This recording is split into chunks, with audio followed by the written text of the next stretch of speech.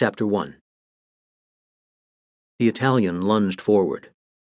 He was a small, lean man, but very muscular. Any disadvantage he suffered because of his lack of height was amply compensated for by his sharp eye and astonishing speed.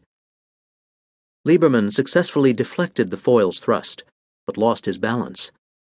He was unable to produce a counterattack, and his opponent advanced yet again. The tip of the Italian's foil came perilously close to the protective quilting over Liebermann's heart. Recovering his footing, Liebermann chose to make a passé, darting behind the Italian and taking a few steps backward. A trickle of sweat slid down his hot cheek. The Italian shrugged and walked away, flexing his foil in a gesture of indifference. After a few paces, he swung around and adopted the preparatory stance, his chin tilted upward in an attitude of arrogance. Liebermann edged forward. The Italian seemed to relax, his foil wilting a little in an apparently weaker grip. Liebermann noticed the subtle change and struck. A violent brassy clang was followed by the shriek of scraping metal. The Italian's foil yielded, offering no resistance.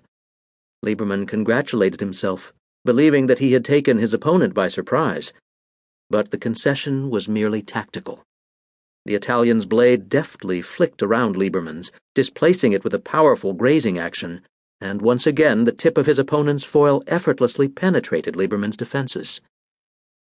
Liebermann retreated, executing a series of deflective maneuvers that barely contained the Italian's renewed fierce attack.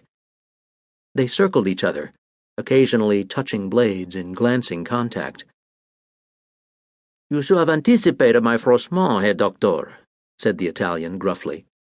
He tapped his temple and added, "Think, Herr Doctor. If you do not think, all is lost."